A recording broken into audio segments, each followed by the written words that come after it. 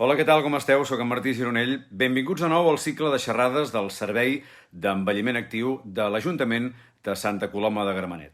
Gràcies per acompanyar-nos en aquesta segona sessió. Abans que res, però, voldria agrair a l'alcaldessa de Santa Coloma, la Núria Parlon en particular, per les seves paraules, i a l'Ajuntament, al consistori en general, per fer possible activitats com aquestes, activitats culturals segures en format online, de manera telemàtica, per evitar així contagis i protegir del risc del virus del Covid a col·lectius vulnerables. Una activitat emmarcada dins del Servei d'Envelliment Actiu i que em fa molta il·lusió de participar-hi perquè, com deia al començar, aquesta d'avui ja és la segona conferència que compartim. Podeu recuperar la història de Catalunya a través de 20 novel·les, aquella passejada que vam fer ara fa una colla de setmanes. Si en la primera els vaig convidar a repassar la nostra història a través de la novel·la, un recorregut pels moments històrics catalans a partir de 20 títols, de 20 autors de diverses èpoques i diversos gèneres, en aquesta sessió d'avui el que els proposo és de fer un exercici diferent, però molt d'actualitat. Prendrem el pols, o la temperatura, a la relació entre la literatura i la medicina, o el que és el mateix. Com les novel·les i la medicina, les cures en general, han anat de bracet i s'han relacionat al llarg del temps perquè s'ha demostrat que és un binomi efectiu, que funciona. I ho farem capbussant-nos en una colla de títols de novel·les que ens ajudaran a certificar-ho, a corroborar-ho, això que estem dient. Mireu si no, per començar, el pensador literat i precursor del romanticisme alemany, Johann Wolfgang Goethe, autor, per exemple, de Faust o Els sofriments del jove Werther, quan es trobava malament, es feia visitar sovint per un metge, un doctor que era bon amic seu i que, a més, era pintor i poeta. Aquest metge, que a més era un humanista i, com deia, també era lletraferit i pintor, un artista, es deia Carl Gustav Carus, i amb molt bon criteri l'any 1845 va deixar escrit això. El metge ha de tenir, abans que res, un coneixement de l'home, però no solament d'ordre fisiològic, anatòmic i patològic, no. L'ha de conèixer des de totes les dimensions de la seva vida, en les seves debilitats i en les seves forces, en la seva prudència i en la seva bogeria. I qui penetra en les profunditats de la naturalesa humana no són els llibres d'antropologia, sinó els de ficció i els de poesia. Paraules sàvies del doctor Carl Gustav Carus, el metge de Johann Wolfgang Goethe. Que la literatura, doncs, és una bona medicina pel cor, pel cap, per l'ànim, em penso que no se li escapa a ningú. Ja ho deia també un altre doctor, el doctor Miquel Masgrau, que les paraules afecten l'ànim, però també la salut del cos. Afirma el doctor Masgrau que poden ser tòxiques o bé un antídot. Tot depèn de com s'utilitzin. I l'Àlex Rovira sosté que la paraula sorprèn, commou, entendreix i emociona. I jo, amb el seu permís, hi afegeixo que fereix, violenta i desestabilitza. Allò que dèiem, depèn de com s'utilitzi. Són ponts o darts, depèn. Comparteixo el que diuen tant el doctor Masgrau com l'Àlex Rovira, que les paraules poden curar-nos, ens poden calmar el dolor, reconduir els dubtes, les ràbies i les culpes, guarir les ferides, convèncer de les pors o bé alliberar-nos-en. No puc estar, doncs, més d'acord amb aquesta creença que diu que el que diem, com i quan ho diem, pot ser determinant, providencial, vital de vegades, per a la nostra salut mental, emocional i física. De fet, ho veurem això en els pròxims minuts amb exemples literaris. Fins i tot els més descreguts, m'atreviria a dir que podran reconèixer que potser no curen les paraules, però t'animen i et predisposen l'ànim a lluitar amb una injecció d'energia renovada que pot ser determinant, depèn de quins casos, fins i tot vital, com deia. Sense anar més lluny, quan els nostres fills es fan mal, quan els meus fills es fan mal, els consolem amb paraules de confort i els expliquem històries, gairebé podríem dir que improvisem contes, per distreure'ls i fer-los volar la imaginació, lluny d'aquell tràngol que estan patint. Però no per fugir i evitar-lo, sinó per donar-los eines que els permetin relativitzar aquell mal pas momentani i contribuir a viure'l d'una altra manera, amb un somriure, per exemple. I així el mal passa més ràpid. No els cures, és evident, però els ajudes a afrontar-ho amb un altre estat d'ànim, positiu i reforçat. I al cap d'una estona el mal ja no fa tant de mal. És allò de que fem un petó a la ferida i sembla que ja s'ha curat. Això no treu, però, evidentment, que hem d'aplicar les cures convencionals que l'acabin de guarir del tot.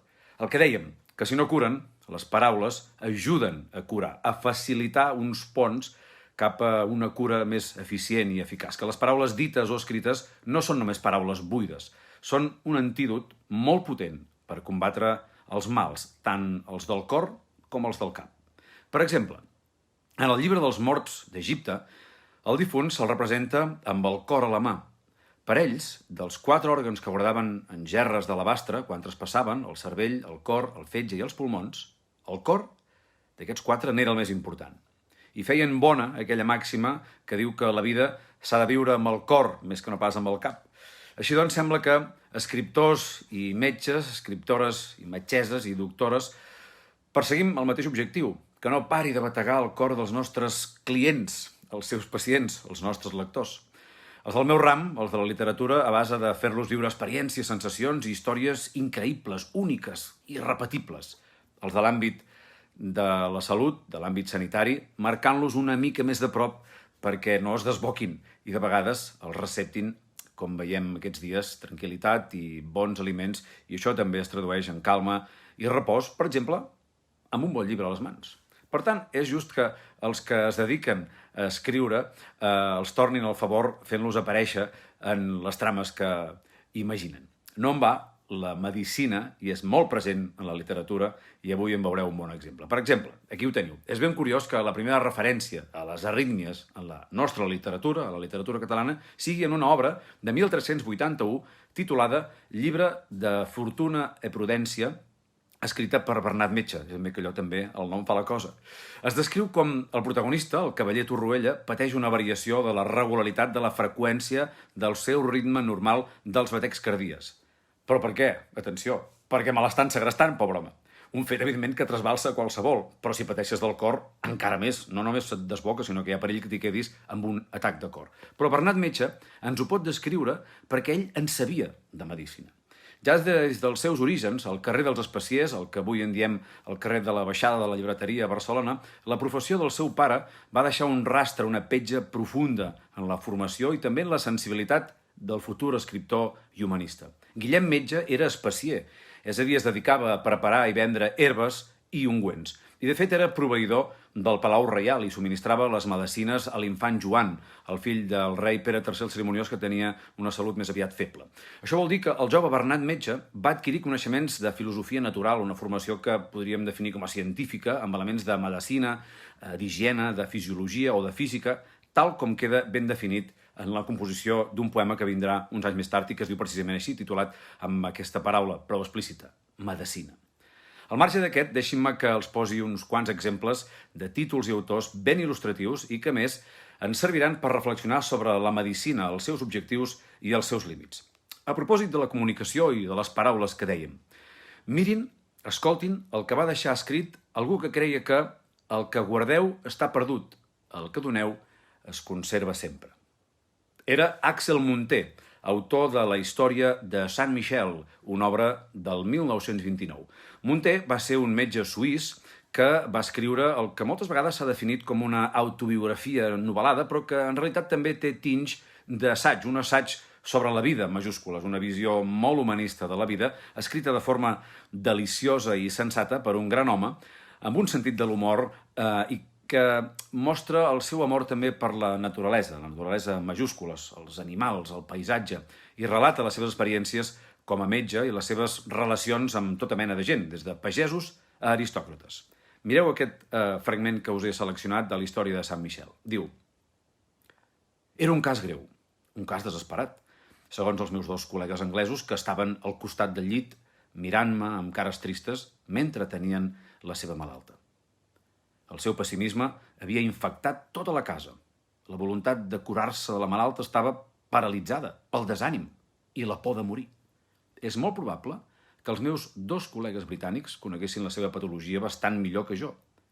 Però jo sabia alguna cosa que indubtablement ells ignoraven, que no hi ha cap droga tan poderosa com l'esperança i que la més mínima petjada de pessimisme a la cara o les paraules d'un doctor pot costar la vida al seu malalt.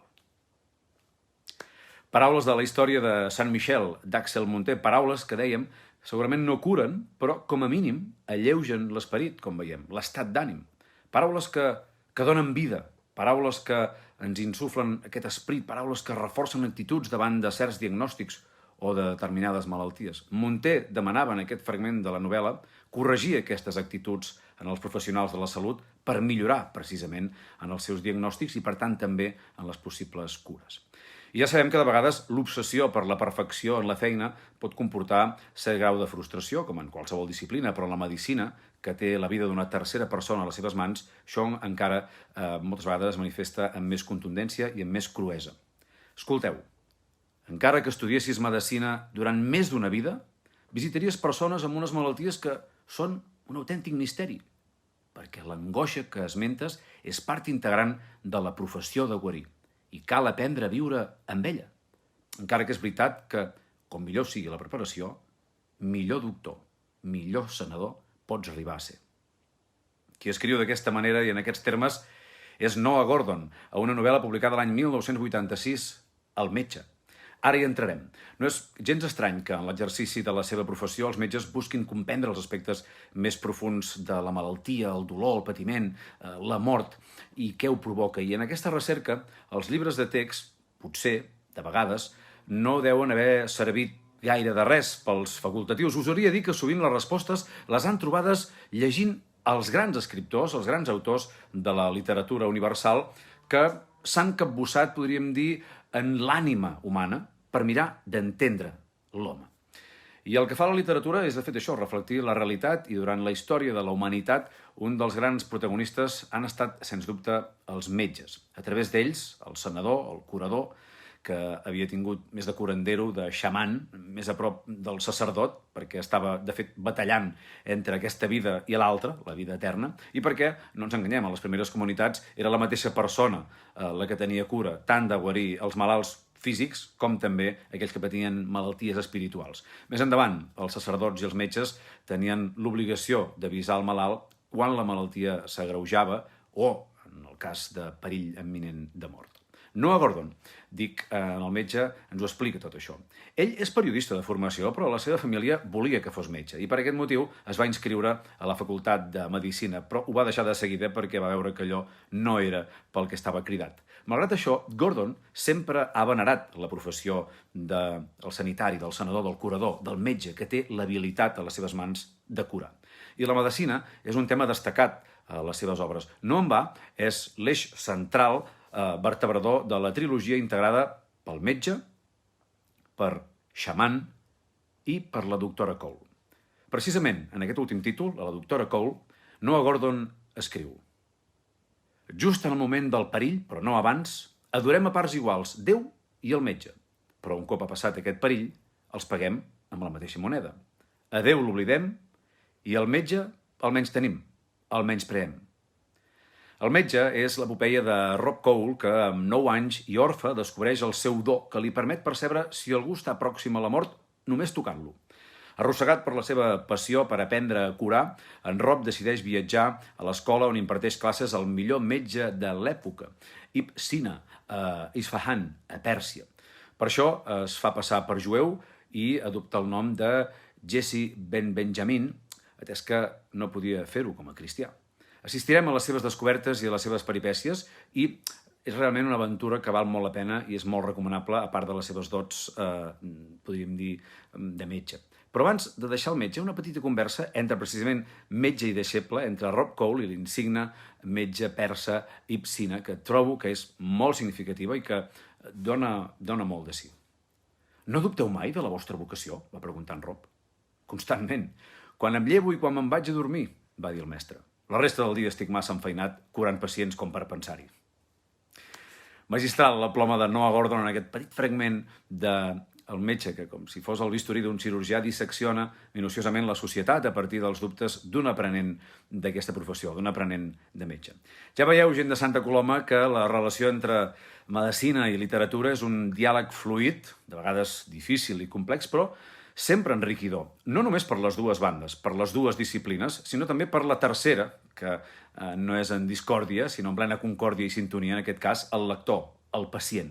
I a propòsit de converses, no és un diàleg fàcil, és evident el que mantenen literatura i medicina, és un diàleg en conflicte permanent i això, evidentment, per la literatura, pels que fem ficció, és un pou on poder pouar precisament idees i trames per crear novel·les, perquè la medicina, a pesar del pensament lògic que desenvolupa, sempre acabarà diagnosticant una malaltia, mentre que la literatura indaga, com dèiem abans, en l'ànima de l'ésser humà i acaba trobant l'home que hi ha en la malaltia. És a dir, la medicina ens diu per què aquell cor batega d'aquella manera rítmica i la literatura ens diu per qui, per a què i per a quines palpitacions són tan frenètiques i no per unes altres. Malgrat que hi pugui haver certa recança en molts facultatius perquè la literatura tracta matèria fictícia i la medicina amb problemes reals, és veritat que moltes patologies han sigut fins i tot descrites en la literatura abans fins i tot de ser estudiades en les acadèmies i en les universitats. Aquest, per exemple, és el cas de l'epilèpsia. Un exemple que trobem gràcies a Fyodor Dostoievski, quan descriu a L'Idiota, l'obra que va publicar l'any 1869, la seva pròpia malaltia, l'epilèpsia, i ho fa a través del personatge central d'aquesta obra, el príncep Mishkin. El príncep considera que l'epilèpsia, atenció, és un do i un mitjà per aconseguir la salvació a través del sofriment. Tot i que l'epilèpsia queda relegada a un segon pla en la novel·la, el símptoma premonitori dels grans atacs epilèptics, que són els que percep la gent, reapareixen en un diàleg en què, amb fina ironia i sentit de l'humor, marca de la casa de Dostoievski, l'autor descriu uns estats d'èxtasi característics de qui pateix un atac epilèptic. Fixeu-vos en aquest fragment que us he seleccionat de l'Idiota per veure això que estem dient.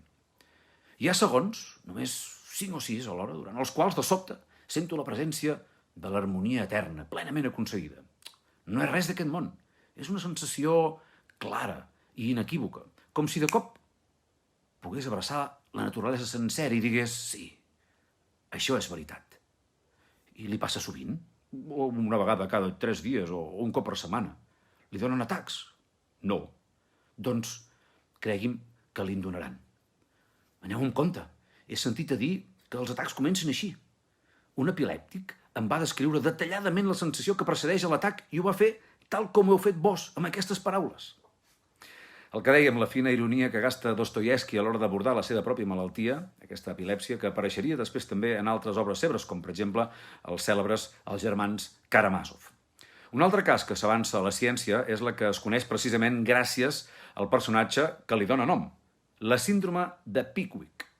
Samuel Pickwick és un personatge creat per Charles Dickens, el gran cronista de l'època victoriana, a la que va ser la seva primera novel·la, escrita per fascicles, titulada Els papers pòstums del Club Pickwick. Samuel Pickwick és obès i tenia com a característica el costum de quedar-se adormit en els moments més inoportuns. Un personatge, el de Pickwick, inventat entre 1835 i 1836, que s'incorpora a la història de la medicina gràcies al 1956 a la descripció que el doctor Sidney Barwell fa d'uns símptomes exactament iguals en un home de 51 anys, obès i que patia de somnolència, fatiga, trastorns del son i insuficiència respiratòria, tal qual el mateix Pickwick tenia. Parlàvem de Dostoievski fa uns instants i de la seva relació literària amb la medicina, doncs un compatriota seu, Anton Txékhov, tampoc es va quedar enrere. Txékhov va ser un dels més importants narradors i dramaturgs de la Rússia del segle XIX.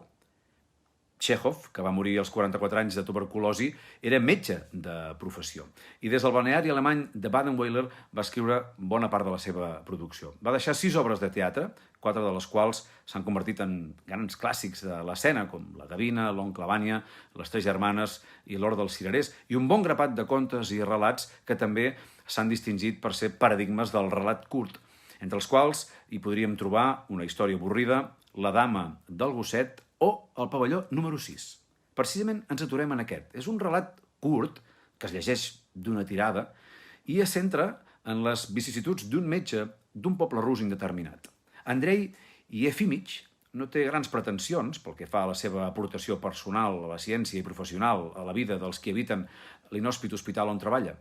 La seva grisor es confon sovint amb l'hostilitat de l'espai. Al pavelló número 6 hi viuen els malalts psiquiàtrics, en concret 5, que són molt especials. Txékhov ens els descriu de forma desigual, però ens permet copsar a la perfecció l'aire viciat en el que viuen. I Yefimich es veurà sorprès pel diàleg que s'establirà entre ell i Ivan Dmitrich, un dels pacients d'aquest pavelló. I aquí comença la festa, on Txékhov desplega les contradiccions pròpies del sistema que classifica les persones segons la seva integritat mental. La dialèctica, juntament amb les poques indicacions geogràfiques que hi apareixen en aquest relat curt i que permeten convertir els fets en una abstracció, afavoreixen, jo trobo, la possible lectura filosòfica del text que des de, podríem dir, aquesta perspectiva filosòfica, s'aproxima molt, de vegades, té ressonàncies a la veu de Frank Kafka. És, sens dubte, un text revelador, una petita perla que, allunyant-se de moralismes, s'aproxima a l'existencialisme i reflexiona sobre el que som a partir d'aquestes malalties mentals. Són 120 pàgines que, amb moltes cometes, poden llegir-se en els nostres dies. Fixeu-vos en aquest fragment. Després d'examinar les instal·lacions, l'Andrei Yefimich va arribar a la conclusió que aquella institució era immoral i extremadament nociva per la salut dels seus pacients. Era del parer que el més intel·ligent que es podia fer era deixar marxar els malalts i tancar l'hospital. Però va considerar que, per fer-ho, no n'hi havia prou amb la seva voluntat i que, a més, resultaria inútil. Si fas fora la immundícia física i moral d'un lloc, és evident que es traslladarà a un altre. S'ha d'esperar que ella mateixa s'airegi i desaparegui. Els prejudicis i totes aquestes immundícies i sordideses de la vida quotidiana són necessaris per tal que, amb el pas del temps, amb el pas dels anys, es puguin anar transformant en alguna altra cosa, en alguna cosa bona, esperem, com els fems que es converteixen en terra fèrtil. Paraules d'Anton Chekhov en el conte El pavelló número 6, que, a part de llegir-se, s'ha representat a infinitat d'escenaris. Però si hi ha una obra, parlant d'escenaris, que encara ara, gairebé 350 anys després de la seva estrena, es pot continuar veient als teatres i que sempre, evidentment, es pot llegir, aquesta és El malalt imaginari, de Jean-Baptiste Poquelin, més conegut com Molière. Es tracta, ho deuen haver ràpidament detectat, del malalt imaginari, un text que parla de la hipocondria, que és aquella preocupació excessiva per la pròpia salut que porta a imaginar patir malalties o atribuir causes greus a qualsevol símptoma que detectem o conegut d'altres. Davant la sospita d'estar malalt, l'hipocondríac pot insistir a visitar els metges, a consultar amics, buscar informació per confirmar aquesta creença, sovint insistint després d'un diagnòstic mèdic on no es detecta absolutament res, o bé al contrari, evitar a tot preu l'anada al metge perquè no confirmi aquelles pors, que s'associa llavors a una altra malaltia, a una altra patologia que es diu iatrofòbia. La hipocondria pot desembocar en trastorns d'ansietat o malalties psicosomàtiques, i això és el que li passa al protagonista d'aquesta història. L'Argan és un vell hipocondríac que està obsessionat amb la seva salut. El cuiden, durant tota aquesta obra, la seva dona i molts metges que busquen, atenció, no només heretar la fortuna no busquen no només curar-lo, sinó sobretot la fortuna de l'ancià. Al seu costat, però, té Toniette, la seva serventa, i la seva filla, Angelique, que l'estima de debò. La Toinette intenta que el seu amo es tregui de sobre les seves manies i recuperi les ganes de viure i vol desemmascarar els mentiders que l'envolten. Per aquest motiu, li diu a l'Argan que fingeixi que és mort per veure com reaccionen els que suposadament diu que l'estimen tant els metges com altre personal del seu entorn, inclòs familiars. L'Argan s'adona que només és la seva filla la que és sincera en l'amor, mentre que és l'única que no havia deixat ser feliç intentant que es casés amb un metge ric i no amb el seu pretendent estimat.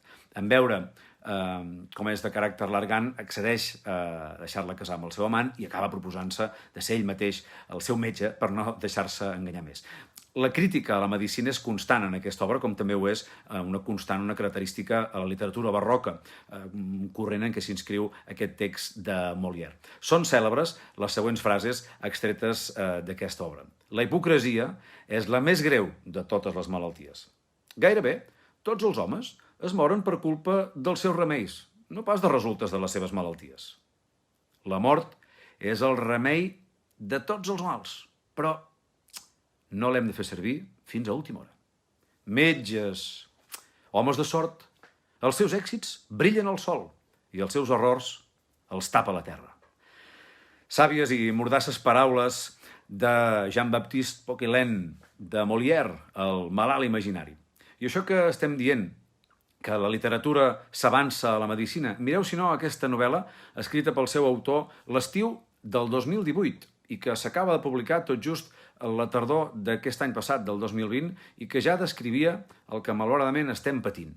Es titula Diario de un viejo cabezota i l'ha escrit Pablo Martín Sánchez. Atenció, ens situem a l'any 2066, a Reus, al Baix Camp. Un home, gairebé a la ratlla dels 90 anys, es veu forçat a un confinament amb prop més de 100 dies per endavant després d'una pandèmia d'una letal malaltia propagada per un virus que ha delmat la població europea emportant-se la vida de 30 milions de persones. Què? Us sona això? El vell continent ha estat evacuat i la península Ibèrica és una base militar. No obstant això, diversos grupuscles de resistència es mantenen instal·lats en diferents zones geogràfiques, com és el cas del protagonista, que es tanca en un antic manicomi als afores de la ciutat de Reus, l'Institut Pere Mata. Els supervivents, que porten mascaretes de protecció per evitar la infecció, han d'extremar al màxim les mesures de precaució, per tant, mantenir distàncies, que tot estigui el més net possible a l'hora d'interactuar els uns amb els altres per evitar qualsevol contacte físic. Què? Fa esgarrifances, tot això? Aquesta societat postapocalíptica ha canviat per sempre i tot i que es desenvolupa en un escenari tan fosc, la novel·la és el diari íntim d'un personatge de 89 anys, com dèiem, a la ratlla de 90, confinat amb altres, que transcorre en un edifici, com dèiem, en l'actualitat és una clínica psiquiàtrica universitària, una construcció, a més, modernista, emmurallada, potser alguns de vosaltres hi heu estat alguna vegada, on el protagonista de la novel·la considera que és el lloc ideal pel desenvolupament de la seva cèl·lula de resistència. Aquest home, el protagonista, de fet havia estat un escriptor que feia molts anys ja que no escrivia, comença justament escrivint aquest quadern de bitàcola en els fulls de cortesia dels llibres que troba en un altell de la biblioteca, perquè en aquesta societat del 2066 ja no hi ha paper, i ell comença a escriure com ho feia antigament, a mà. És un homenatge, de fet, als que més han patit aquesta crisi sanitària de resultes de la Covid-19, la gent gran. A la novel·la es deixa clar que la gent gran, que els avis que surten en aquesta ficció, sobreviuen millor perquè van conèixer una època pretecnològica i també es tracta d'una reivindicació de la bellesa, de la senectut, de l'experiència, ja que són ells, vosaltres, els que millor resistiu a aquestes situacions tan extremes i també en aquesta situació de confinament que hi ha a Diario de un viejo cabezota i també les èpoques de duresa. Us en llegeixo un fragment. Lunes 28 de junio. Si esto fuera una obra de teatro, lo que viene a continuación sería el dramatis personae. Quedamos 5 momias, 5 tullidos y 2 trabajadores, o más bien ex-trabajadores, pues dejaron de cobrar tras el apagón. Estos son mis abnegados compañeros de resistencia, o debería decir de cautiverio. Ahí van, las momias. Bruno Cortés, 85 años, profesor de matemáticas, jubilado y viudo, bajito, enjuto, de envidiable pelo blanco y bigote de lápiz. Llegó al Pere Mata en el 58, poco antes que yo, procedente de Valencia. Congeniamos desde el principio. Elsa Zimmermann, 82 años, alemana, de origen judío, se instaló en la Costa Brava al estallar la Tercera Guerra. Antes de exiliarse, vivía en Berlín, donde se ganaba la vida dando clases de piano. Vegetariana y macrobiótica, lleva siempre el pelo recogido en una trenza. Llegó al Pere Mata en el 61, de la mano de su pareja, Berta Bauer. Berta Bauer, 79 años, corresponsal alemana de la revista Der Spiegel desde los años 20. Fue despedida por publicar un artículo a favor de la independencia de Cataluña tras el referéndum del 53. Lleva siempre el pelo muy corto y tiene los ojos de un azul imposible. A diferencia de la mayoría, Berta y Elsa duermen en los mini apartamentos del pabellón número 7. María Jaramillo, 94 años, andaluza, de Cornellá, como ella misma decía cuando yo llegué. Desde que no toma la medicación, se le ha agravado el Alzheimer y se pasa el día en la cama, llamando a su madre. Del único hijo que venía a verla, no hemos vuelto a saber nada desde el inicio de la moratoria. I després continua repassant altres personatges. Faig un petit breu perquè diu: Está bien, lo reconozco, las edades las he puesto al tuntún, pero ¿acaso los dramaturgos no se inventan las edades de sus personajes? La doctora Lorenzo ha entrado con la comida justo cuando terminaba el dramatis personae. No he podido evitar que me viera escribiendo. Me ha preguntado qué es lo que estaba escribiendo. Un diario íntimo, le he dicho, con una mezcla de vergüenza y alivio. Entonces me ha preguntado si podía leerlo, y le he dicho que no. ¿Por qué no?, dijo extrañada. Porque la esencia del diario íntimo es que solo pueda leerlo el que lo escribe. Si no, menuda estafa de diario íntimo, ¿no? Es como los secretos.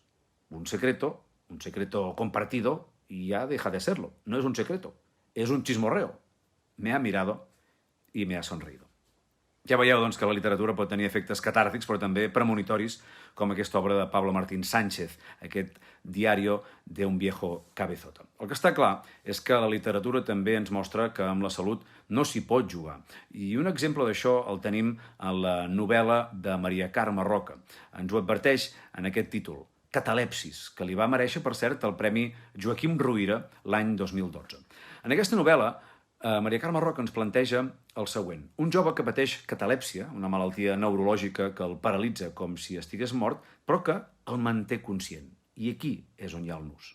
L'Eric, amb el seu amic Gerard, treuen un profit molt perillós d'aquesta malaltia. Busquen baralles a les sortides de les discoteques. Amb l'ajut de la cocaïna i la complicitat d'en Gerard, l'Eric es provoca atacs de catalèpsia i fingeix morir. A l'institut, els seus companys no volen fer-se amb ells i la Lara, la noia que li agrada a l'Eric, no li fa ni cas. Per venjar-se, l'Eric i en Gerard es proposen rebentar la festa de la nòvia de l'Alexis i fer el seu numeret particular. Però, com passa tantes vegades, fins i tot els millors plans acaben fallant. Cosa no gaire recomanable quan està jugant amb la vida i la mort. Us en llegeixo l'inici perquè us en feu a la idea de com continua aquesta novel·la, Catalepsis, de la Maria Carme Roca. No em puc moure. La immobilitat és extrema, absoluta. És el que calia esperar que em passés, perquè no és la primera vegada que jugo a fer-me el mort i ja sé com va aquest tema. Però no deixa de sorprendre'm quan arribo a aquest punt, el de tenir el cos anestesiat i a la vegada estar ben conscient. El que em fot, però, és quan de vegades perdo la consciència. M'emprenya, m'irrita moltíssim, perquè vull viure amb intensitat cada segon del meu estat catalèptic. Com que l'oïda em funciona de meravella, capto què passa al meu voltant, absolutament tot, no perdo ni un detall. I a la vista també rutlla. Si no fos perquè en Gerard m'ha tancat els ulls, diu que li dona molt mal rotllo veure'ls oberts de bat a bat i amb la mirada fixa. Hòstia, tio, quina frenada! Vigila, què fas, coi? En Gerard m'ha deixat estirat al seient del darrere del cotxe, que sovint pispa el seu germà gran per les nostres sortides. De la sotregada ha anat de poc que no caic i em foto de lloros. La pega és que no em puc queixar. Estic mut com un totxo. Faig el mort. Tot el que sigui moviment està anul·lat temporalment. I ara mateix m'hauria agradat moltíssim dir a en Gerard que faci el fotut favor d'anar amb compte, que ara no és el moment més oportú perquè ens aturin els Mossos. No seria decorós. En general, en Gerard condueix bé, però avui no va fer. No sé pas què li passa. Des que hem sortit del pàrquing de la disco, que ja ho he notat. Està emprenyat, n'estic segur. Sempre li dic que és millor que esperem que em passi l'efecte dins del cotxe, ben aparcats. I en el cas que algú pregunti, podrà dir que estic dormint la mona. I si pot passar que la cosa es compliqui i apareix una ànima caritativa o que vetlla per l'ordre i acabem en un hospital, el màxim que pot passar és que s'adonin que he esnifat coca. I punt. No hi ha més complicació. Sí, la cocaïna em va molt bé per adquirir de manera passatgera l'aspecte d'un fiambre. Tinc una fórmula genial. Catalèpsia més cocaïna igual a cadàver eventual. I a donar la nota, que són 4 dies. I n'estic segur que la dono, la nota, perquè en tinc proves. En Gerard m'ha fet fotos i m'ha gravat vídeos. Impressiona una mica, la veritat, de mort, perquè em queda el rostre demacrat i enfonsat, amb els ulls oberts, guanyo moltíssim, però quan me'ls tanquen sí que fa ben bé l'efecte que sigui a l'altre barri. No descarto penjar-ho al YouTube, però encara no ho faré. Llàstima que en les imatges no es detecti que quedo fred, que el pols se m'aturi i la respiració se m'alenteix, de manera que sembla que no en tingui de pols i que estigui, evidentment, mort. Però fluctuar entre la vida i la mort em diverteix. Millor dit, m'excita. És un repte que em té abduït. El que dèiem, no és bo jugar amb la salut i menys entre la vida i la mort, com destaca aquesta novel·la de la Maria Carme Roca, Catalepsis. I encara un parell de referències literàries més que permeten aprofundir en el destí de la condició humana a partir de la irrupció de la malaltia. La pesta, d'Albert Camus, i Nèmesis, de Philip Roth, Camus, l'any 1947, ens va explicar la història d'un grup de metges a la recerca de solidaritat amb la seva feina, mentre la ciutat algeriana d'Orà és escombrada literalment per aquesta plaga. L'autor es fa una sèrie de qüestions relatives a la natura i al destí de la condició humana com a metàfores tant dels dilemes interiors com de l'ètica i la política. Els personatges del llibre, des dels metges fins als estiuejants, mostren les diverses reaccions de la població davant la irrupció de la plaga. La novel·la, La pesta, comporta una reflexió de tipus filosòfic, el sentit de l'existència quan falta Déu i una moral universal. El narrador remarca la idea que, en última instància, l'ésser humà no té control sobre res. La irracionalitat de la vida és inevitable. Així, la pesta representa l'absurd, la teoria del qual el mateix Albert Camus va ajudar a definir. Aquesta absència de sentit suprem és l'absurd, i és una cosa que, encara que desconcertant, és potencialment positiva, ja que les noves raons de l'existència serien qualsevol que vagi lligada a valorar la vida humana per si mateixa, i no per causes superiors a les persones religioses o ideològiques. Aquesta novel·la mostra aquest sentit de l'existència, lliure i atea, manifestat principalment en el suport mutu i en la llibertat individual, enemistades sovint aquestes amb la indiferència i l'autoritat. Fixeu-vos, però, com comença aquesta amenaça, tal com l'escriu Albert Camus, i que és com si es tractés d'un episodi sense importància, però és només la punta de l'iceberg, de quan comença a aparèixer el primer símptoma d'aquesta plaga, de la pesta. Al matí del 16 d'abril, el doctor Bernard Rouillet, en sortir del seu gabinet, va ensopegar al mig del replà amb una rata morta. De moment, va apartar l'animal amb el peu sense preocupar-se de res més i va baixar l'escala. Però quan va arribar al carrer, se li va acudir que allò no era un lloc per la rata i va tornar enrere per avisar el porter. Davant la reacció del vell Miquel, va comprendre més clarament com n'era d'insòlita la seva troballa. A ell, la presència de la rata morta li havia semblat simplement estranya, mentre que pel vell porter constituïa tot un escàndol. La posició d'aquest, a més, era categòrica. A la casa no hi havia rates. Per molt que el doctor Rouillet li assegurés que n'hi havia una, i probablement morta, al replà del primer pis. La convicció del senyor Miquel, del porter, es mantenia ferma.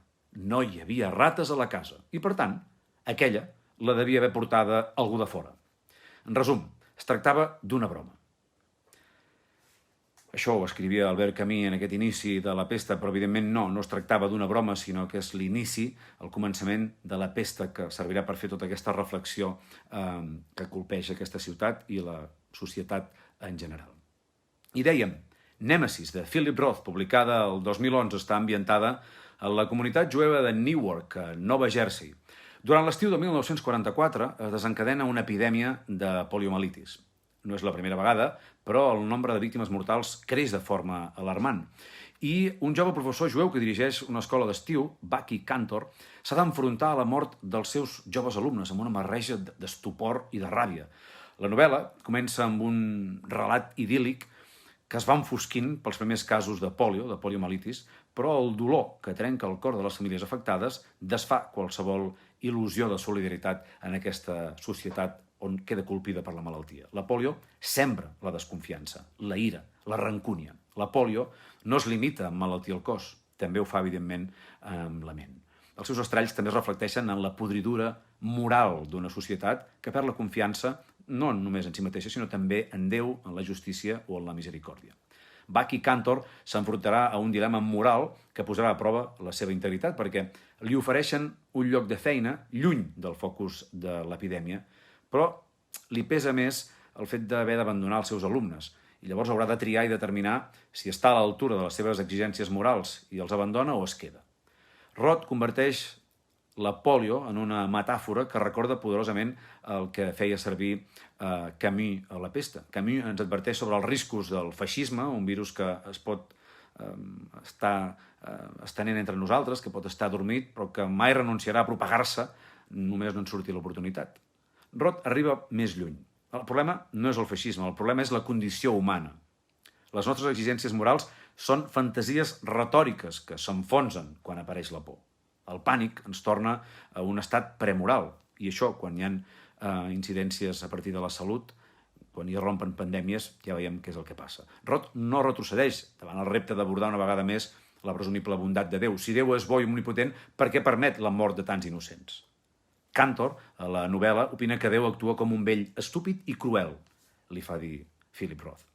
Nèmesis és una novel·la extraordinària, molt recomanable, on Philip Roth demostra el seu talent com a narrador i el seu compromís amb els grans temes de la literatura, l'ésser humà, la mort, el mal, Déu, l'irracional, la tensió entre individu i comunitat, la crueltat de la societat nord-americana, on el mal sembla una presència permanent, i aquesta voluntat de reflexió sobre com canviem quan hi ha la por que amenaça la nostra salut i el que estem disposats a fer per mantenir-la. Seria absurd buscar esperança en aquestes pàgines, més que pas una reflexió més profunda. El desenllaç, però, suggereix la intervenció de la deessa Nèmesi, però Roth no preteix pas tampoc dibuixar una faula moral. No es restitueix la justícia. Simplement es posa a manifest la tremenda vulnerabilitat de l'ésser humà davant de qualsevol contingència, i més si aquesta afecta el més fràgil i vulnerable que tenim els humans, la salut.